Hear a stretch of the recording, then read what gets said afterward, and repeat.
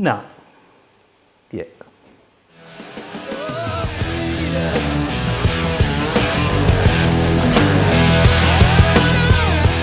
Hey all, thanks for tuning in to another episode of Rugby League Outlaws, brought to you by our good friends at Top Sport, onelittlefootyfan.com.au and the Stubby Club. Don't forget to like and subscribe. Dan, World Cup has started. World Cup has started. I'm sure we'll get to this. Yeah, we will. But as always, we have some other rugby league to talk about as well. I was a little bit worried, Terry, that the off-season wouldn't deliver this year. I needn't have worried. No, and obviously the big story in the last week that's dragged out on the headlines is Manly have finally parted ways with Des Hasler. Des Hasler smartly leaked an email to Danny Weidler to get himself a nice handy payout. But give us your thoughts on the Manly situation. Love it. Absolutely love the turmoil at that club. Cannot cry a single tear for those people on the North Shore. Little brother, dare I say, our North Shore little brothers. Cannot believe they've done this. Not that they've sacked Des Hasler. It's been fractured for a year and a half now. I think his best performance was last year in the turbo year. PBL, or whatever his name is. That's it, the Volandis ball. So I think you take that out, and his performance since returning, man, has not been that good. Now, I can't believe they've sacked him without someone lined up because Anthony Seibold hasn't said yes yet. Anthony Seibold hasn't said yes on the basis that he's waiting to see who goes around him. Because he's currently working he did some work with the English rugby union team, and he wants Eddie Jones in there. And Eddie Jones is a big sticking point, but it's also Shane Flanagan as well as the assistant coach. I wouldn't have sacked Des Hasler unless I had a better replacement ready. Now, I would argue that Anthony Seibold is much worse. Yeah, look, I'll go on here and play devil's advocate for Anthony Seibold. We saw what he did with South Sydney, an absolutely outstanding job with Souths.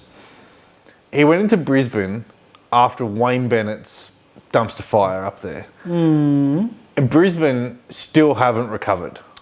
True.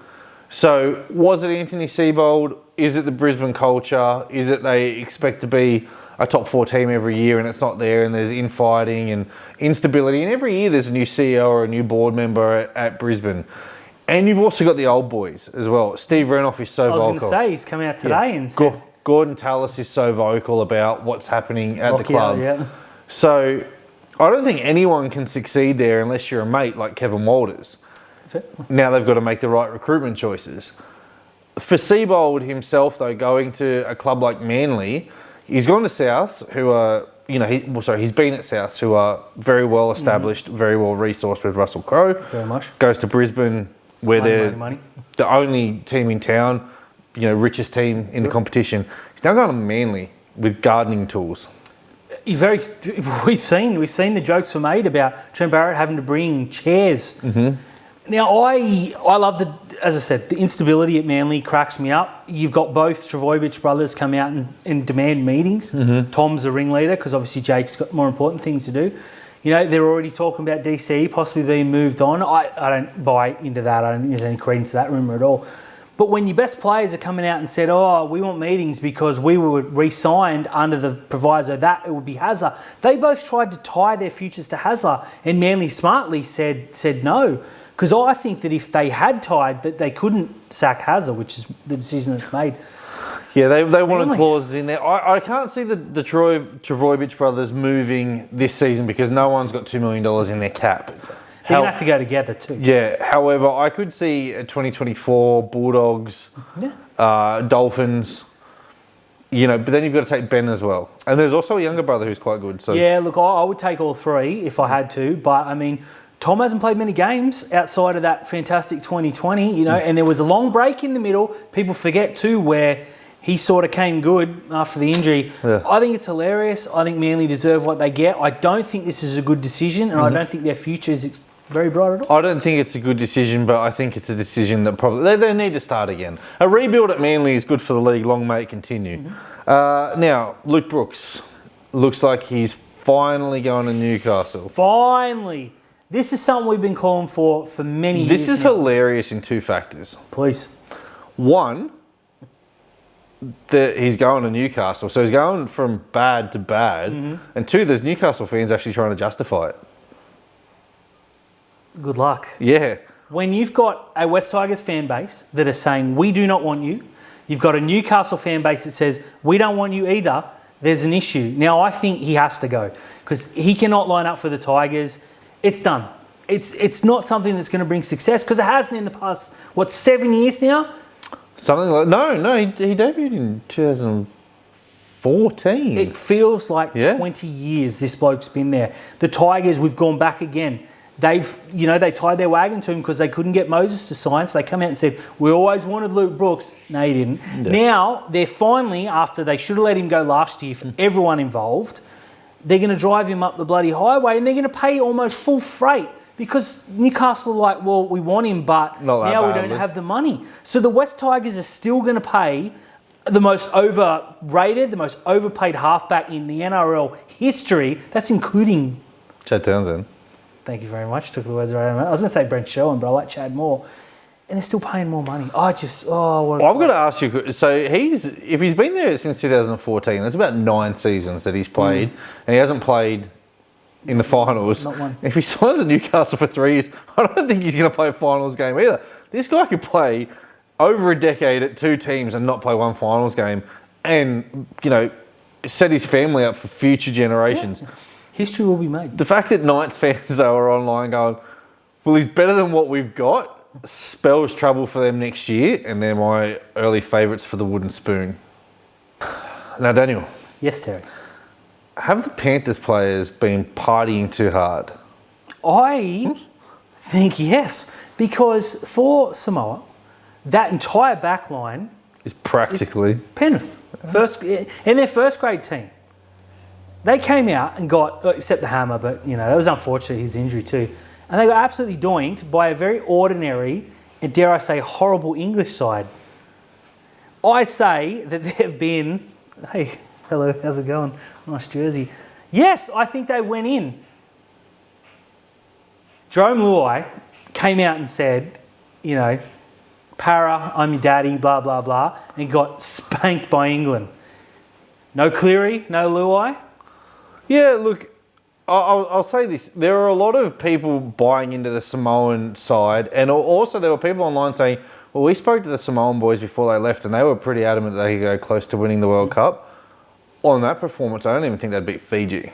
No, Fiji outplayed them, absolutely. The only points they scored was from an intercept. They didn't look like scoring otherwise. I know there was that one try. Those in-goals are going to drive me crazy across this competition too. They're too short. Let's get that on record. Apart from that, though, I think Stephen Crichton, the knock-on in goals, they didn't look like scoring. No, and in that last 15 minutes, England ran in like 30 points. And that was a clear knock-on. For anyone saying that was a try. No, it wasn't even close. One look and we all knew. But I would argue that on paper, Samoa is better than England. The odd makers agreed with me there. You take pretty much the entire back line from the premiership winning team like 2.5, 3 weeks ago, put them in, they all played like garbage. There wasn't one good Penrith player that played well in that game. There wasn't one good Samoan player. I'll say this, when the crust of that team for Penrith, yes, but they didn't have Isaiah, they didn't have James Fisher-Harris, they didn't have Api Coruscant, and they didn't have Nathan Cleary, and they didn't have Dylan Edwards. It just shows how really ordinary that Penrith team is without those guys. Look, completely fair. Let's leave it on that. But who's your daddy now, Jerome Luai? Now, after the England game, Tom Burgess was interviewed and said, look, I'm coming to the end of my career. I want to play again with my brother, obviously George. Now, he's come out and said that they obviously won't be able to play with each other in the NRL. So it has to be in the Super League. Yeah, fair. The Yorkshire boys, and he's put the call out to the Leeds Rhinos to come and get him. Now, today George Burgess has been told that he won't be re-signed by St George, and it looks like Tommy's going to ask South not to pick his option up. We could see the Burgess boys over for the Leeds Rhinos, and that makes their monster pack already incredible. That's cool. I'd like to see it, for all the jokes we make about the Burgess, because, off field, they're in the papers more than they should be. Tom's never been, though. Tom's incredible. No, he's the good one. I've seen people blaming stuff that he's done, that George has done. And it's just, so, maybe it was. He's like, it was George. Yeah. But I would like to see that. Yeah. 100%. Now, I would never get well- up for an early game for Leeds, but it'd be fun. One, it gets them out of the NRL and it stops Tom Burgess killing us. Yeah, that's true. But two, yeah, that would be a cool story. I think it would be just 100%. How many knock-ons per game? Well, none from Tom, but you'd probably have about 7 from George. Yeah, fair or if Tom did it, he'd go, I'm George. Yeah, I'm good. How can two players be so identical yet so different in their skills at this point in their career? Well, it's like me and you. That's true. Now, the St George Illawarra Dragons Little brother St George Illawarra Dragons. have signed Noda Good Guy and great all-rounder Zane Musgrove for a couple of seasons. Cannot believe I'm about to say this, but the West Tigers have just made a brilliant decision. They've offloaded a very average player with a checkered past. Yeah, on 2 years of good money as well, he was at the Tigers. Yeah, and the fans are happy and the Dragons fans are annoyed. So Long may it continue. I think it's very, very funny. Now, finally, I want to discuss this with you. I put out a tweet today, and it's the curious case of my favourite player, Joey Manu. Yes. So we've seen him today play for New Zealand at fullback against a very mediocre Lebanese team who were all heart. We weren't taking anything away from the Cedars. Mr. Manu. They were good, and we weren't taking anything away from Manu either as well. But he did carve up, Reserve grade team. An absolute reserve grade team. Their starting pack were Newtown. Yeah, that's fair. That's fair. However, there are calls for him to leave the Roosters to go and play fullback elsewhere. Mm-hmm. I think it's a career-killing move if he does it, unless he comes to Cronulla. He's got to come to a good side. Yeah. Now everyone's saying Roger Tuivasa-Sheck. This is, the path That's that it. he went down. Okay, yes, but Tuivasa-Sheck took a monster money move to go home to a Warriors team that were in a rebuild. They'd just come out of a decent stretch and, didn't really have a whole lot going for him. I think Manu's got to be a little bit smarter and say, I want to play fullback for, Cronulla, say, for instance. Or, we're not going to make the Cowboys. I don't think they'd move from Drinkwater. But a side that has got a good future ahead. If Latrell... Like the Bulldogs.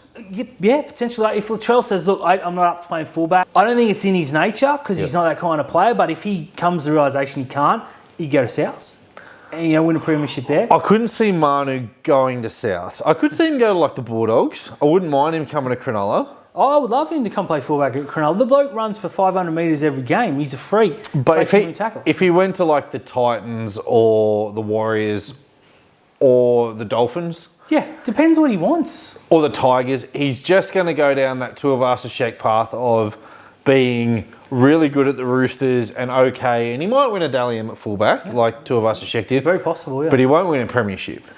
I said this off camera and I stand by it. If Joey Manu stays at the Roosters and plays in the centres and continues to get games at fullback and games at 5'8" and show what a absolute world-class player he is, and he wins one more premiership before he retires, he'll be the first Kiwi to be made an immortal.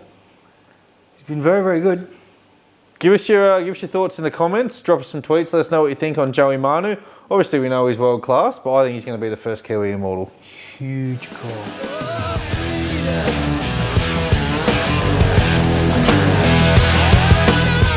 Derry, Talk to me, Dan. let's talk some World Cup. Let's just talk about England. Let's not talk about... Well, we will talk about We it. have to talk about England. Overall, though, it's been a good start to the World Cup. Yeah. A couple upsets early on, which is always good to see at this level. Also, a couple of teams that you thought were going to get spanked in the opening rounds, giving it a red hot crack. Yeah. Fiji and Lebanon. I tipped Samoa to lose 13 plus to England, so I'm smiling right now. Yeah, let's talk about England. Have we undervalued them? I think you have. I think the media has. Yeah. And I think the majority of that media comes from the Australian media who don't watch a lot of the Super League, right? Because you see the Samoan team and you go, it's chock full of NRL players. What's the Super League got? Well, yeah, it may be chock full of NRL players, but it's chock full of NRL players that technically wouldn't have made the Australian or New Zealand team. I can't get it why people are so shocked that a country that has its own professional sporting competition and 2 tiers of depth has gone out and smacked a team that's been together for 3 weeks. This England team has been together since 2021. They've been in lots of camps. They've been in lots of events together. They play against each other quite frequently because there's not a lot of teams there.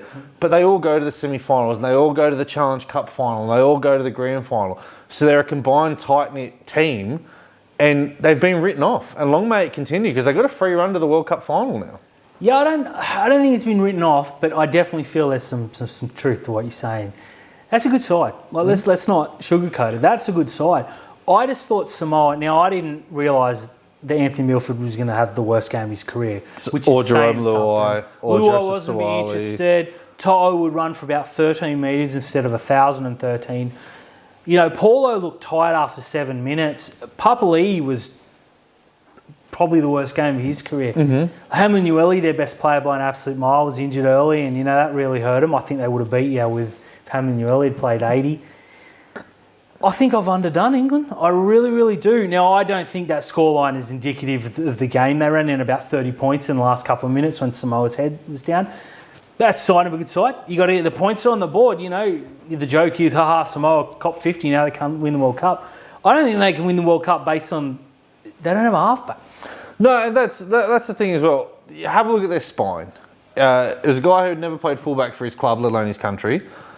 Danny Levi, who was at Newcastle, Manly, Brisbane, Very ordinary. thrown around in the Q Cup, went over to the Super League and stunk. And now if Brodie Croft can go over there and win the Player of the Year and you're getting released after 11 games, there's some serious issues there. Canberra have just signed him and they've got to be looking at it now going, whoa, is the ink dry on this one? Look, from the start, I told you and I argued with you last week and I said England would win and they would win quite well. It's you eating humble pie this week, not me. I just want to point out that I did tip England, and I did. No, you didn't. Yeah, I did. I can show you the video. Outlaws is all that counts, brother. You put it on a video. I don't care what you put on the web. You put it on a video. Completely fair. I still can't believe Samoa played that badly. I think England were very good, and I think England win the group now, and they're going to be very hard to beat from here. So there's a couple of people saying what players from that England team could make it in Australia. Tommy Mackinson. Should have, the minute he won the Golden Boot, should have been on a plane out to Australia at a good team. Okay. Dom Young, very good. Dominic Young obviously is carving up for Newcastle at the moment. Callum Watkins is the case for mine because he left Leeds as the best centre in England and went out to the Gold Coast Titans. Bad move. Had he gone to like Melbourne, who wanted him, or a team that had structure, good halves, he would still be out here playing right now. Jack Wellsby. 5'8", 21 years old, could absolutely come out here and steer a team around. And then there's some forwards as well. Obviously, Elliot Whitehead's out here, Victor Radley. You got Bateman coming back as well. They did this without Bateman. And Liam Farrell's injured. So there's some really, really good players in this England team.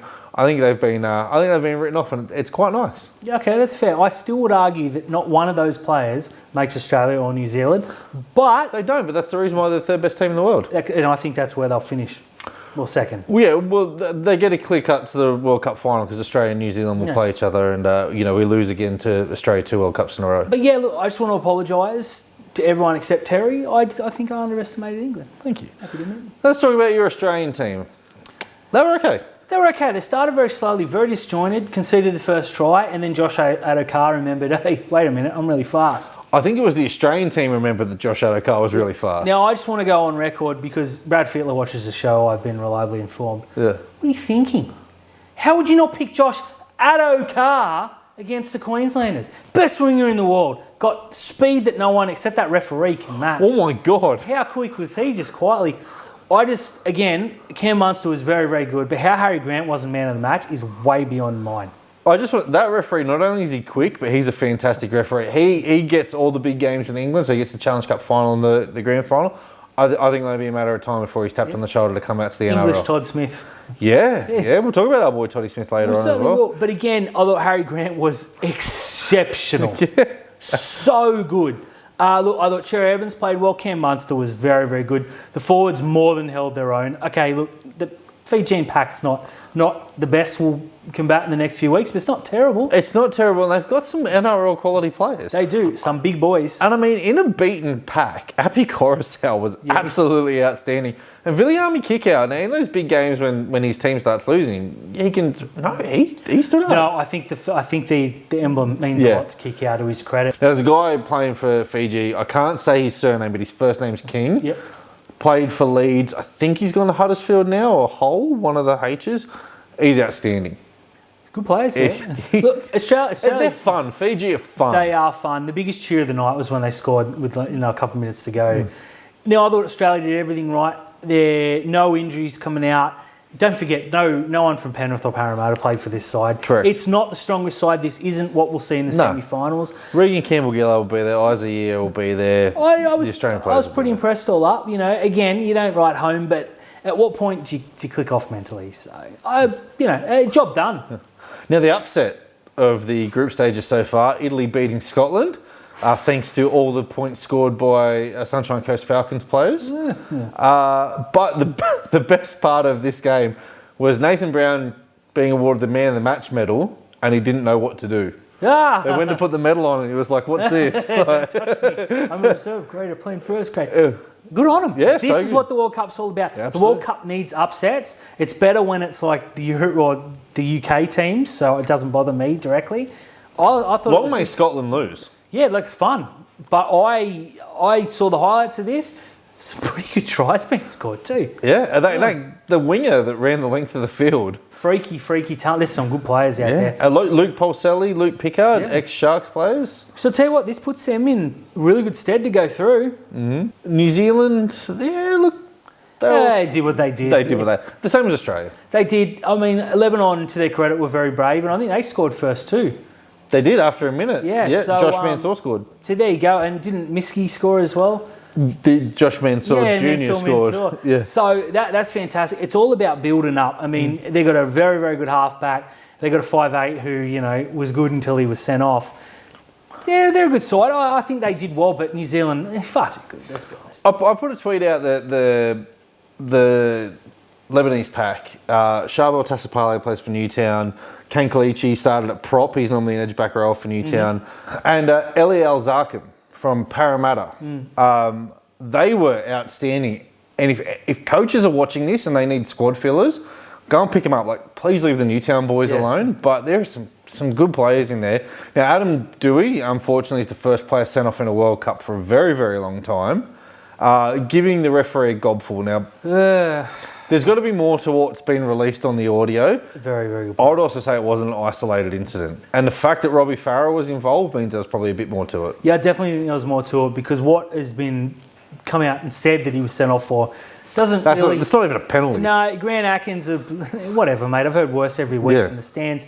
He was adamant. You got to go, and so do you, Robbie Farah. So, yeah, I think something's been said. Whether it was a bit of back and forward and Atkins just had enough...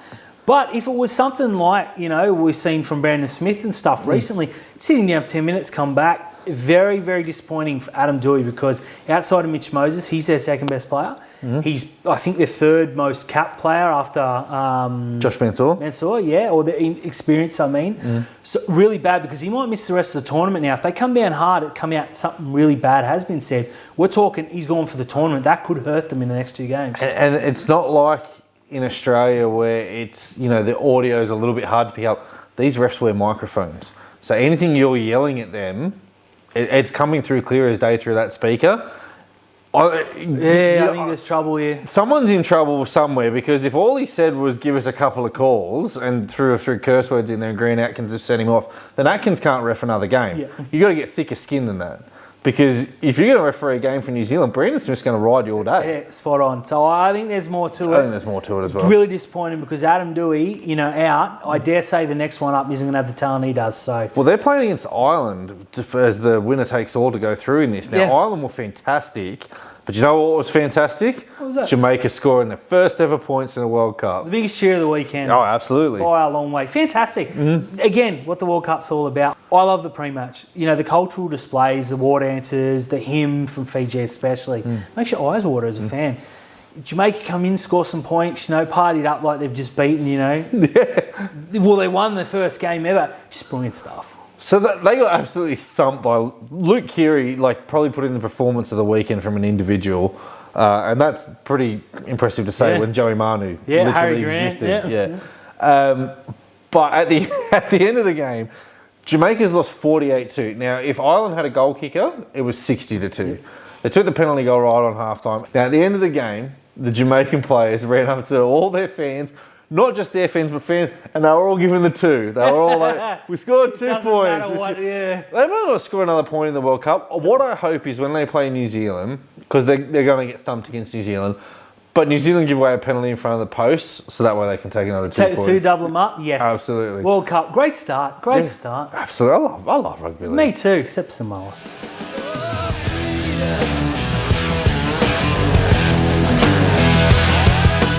Dan, Talk to me, Terry. that's a return of Top Sport Tips. My favourite segment every single week. Now, look, I told the people at Top Sport today that we were going to do this, and they emailed me back and said, please don't do it. We nearly went broke. We've just recovered now on some horse racing on the weekend because some 20-1 horses were up. They said, please don't release your tips. And I was like, okay, I won't do it. Joke's on you, Tristan. I'm doing it. Sorry, boys. Yeah. It's got to be done. It has to be done. Now, look, I love the World Cup. It's been absolutely fantastic. There's some games coming up here. Listen to Dan and I. We will win you some money. We promise that. Just put a little ding, probably not up here if you could. It's a guarantee to come through 100% of the time, all the time, 60% of the time. Ding. Now, first game that we're going to pick. Game of the week. Tonga versus PNG. Whoa, you're beauty. What I want to bet on this is that the next day, a few Tongan forwards are going to be pretty sore. Yeah, look, I think PNG will give it a red hot go, but they just, again, they're lacking in the spine. They're not lacking in the heart department. No, they're not, and they're not lacking in the size either. Their game plan just needs to be get Olam the ball 60 times a half, 80 times a half, every time they touch the ball. And kick to the wingers. Yeah, big boys. They've got a pretty handy fullback who can score some tries too. Yeah, Xavier Coates playing on the wing, Alex Johnson playing fullback. I think there'll be plenty of points in this game. Now, I think PNG might take the lead early and then Tonga will be like, you know what, and put a score through them. I think this could be the game of the round of the week so far in terms of closeness. I don't know if the performance will be up to, what we saw from, say, England, for instance. Nothing's going to top that. But I think this will be close-ish. Talking in the 28-10s, 28-12 sorts of territory. Look, Tonga, for mine, 13 plus. Comfortably, yeah. And our boy, CCF Talakai, is going to score a try. I like Jump it. on that. Very, very much. Thursday morning, we have Wales playing the Cook Islands. This is going to be a lot of fun. This is going to be a lot of game. interest in this, mainly because of the Cook Islands fullback, young Kyle Iro, who is I've earmarked as our next superstar. And I will not be convinced otherwise. I think he wins man of the match, scores 5 tries. I'm going to tip the Cookies to win. Now, I actually thought this was an upset when I tipped it on zero tackle. But they're going in favourites. Don't know how I feel about that. Yeah, there's just a lot of NRL experience in the Cook Islands, and in the Welsh team, the majority of the players are playing in the championship. Second division, yeah, fair call. So, and I mean, the Cook Islands do have a lot of New South Wales Cup and Queensland Cup players, but there's NRL talent littered in there. It wouldn't surprise me if Wales got up, but I'm going to pick the Cook Islands in a close one here. Yeah, I'm going to get 1 to 12. Yeah, and Kale Lero is going to score a try. Absolutely. First try. He's going to light up the competition. Oh, I'm so excited. Saturday morning, Australia are playing Scotland. Now, Scotland did themselves a huge disservice losing to Italy because, on the other side of things, Italy are playing Fiji with a chance to actually go through. Yeah, it's must win. Yeah. You can't go into a game in this, with the greatest respect to this Scottish outfit, having to beat the Kangaroos, who are going to be at full strength because... Cleary's back. Yeah, Yow's back. All the Penrith players and the Parramatta players, Campbell Gillard, come back.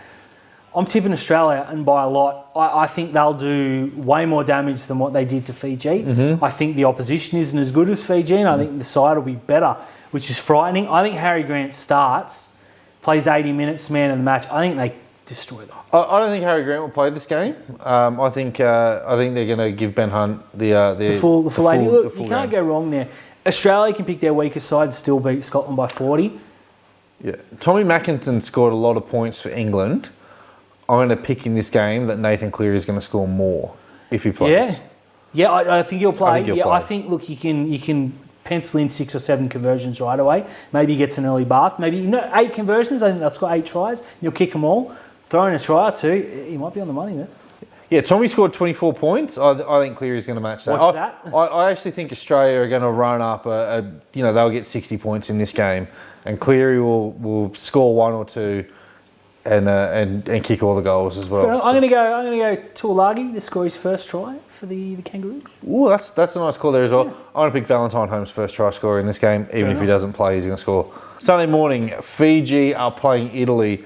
Cracking game. Yeah, suddenly this becomes very, very interesting. This is almost a must-watch. Yeah, the winner of this will probably go through. Let's be honest. Italy, I'm excited. Well, if Italy win, they go through. Yeah. If Fiji win, then it's, Fiji have to beat Scotland. It would be cool if Fiji won this game and then Scotland beat Fiji and you had like the three-legged sack race to... Just run them really quick. Yeah, to get through. Yeah. Look, I think Fiji bounce back. There was a lot to like from that Italian team, and I'm all for the Azzurri backing it up and winning again. I don't think they will though. I think Fiji have just got a little bit too much class. They have a lot of class. I think Kikau really, really dominates this game. Yeah. I think Apikorisau really plays beyond. Yeah, beyond what he can as well. But Luke Polselli, former Shark, now playing for the Sunshine Coast Falcons. Get on him as an anytime try scorer. Yeah, so you reckon Fiji 30-6, Polselli score? I think Fiji 13 plus, but not like a 30-6, more like a 36-18 kind of scoreline. It's standing game. Neither team can tackle. Must watch. So. And also on Sunday morning, you have the home side. England playing against France. Some changes coming for England as well. They'll rest some of their star players. They've earned the right. Yeah, they have earned the right after that performance against Samoa. I'm going to pick England. The only thing you can do is just pick England by how much. Yeah, definitely. I think England will do this very easily, let's be honest. And again, all due respect to the French side, but they don't have anywhere near the quality England possess. Even England's second side, which is still very, very good. 13 plus, I think, is immoral. I'm talking 30 plus. Yeah, I think it's going to be an absolute tallying. I don't know if they finish the way they did against Samoa. Nope. I think they start that way. Sort of get 30 up. Yeah, whatever. Take the foot off the gas. I think it's going to be over very quickly. Yeah, and that's take nothing away from the French side either as well. This England team they're coming to play. They've got to show that all the talk about them being written off was wrong. Was baloney. Yeah, and the other thing as well, after the 60-6, sorry, I meant to bring this up, England, if they can win each game by 60 points, have a chance to set a group stage record. Now, you remember Australia beat, I think it was Russia 90-something nil in a World Cup, but in some of the other games as well, they took the foot off the pedal. If they can win each game by 50 plus, then they can set a World Cup record here. It's definitely Go for it.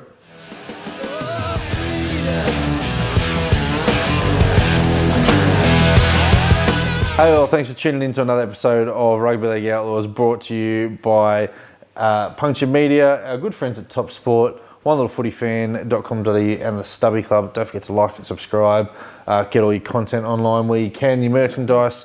Drop down and like some comments as well. Tell us what you think about Joey Manu and should he leave the Roosters? To come to the Sharks. Tell us what you think about the might of England. Please let us know what you think about England. Now, we had a heap of comments last week. Thank you to each and every one of you. Thanks, Mum. I got to point out that everyone agreed with my 3 games. So just want to get that on record. Ate a bit of crow earlier about English, but World Cup Rugby League, baby.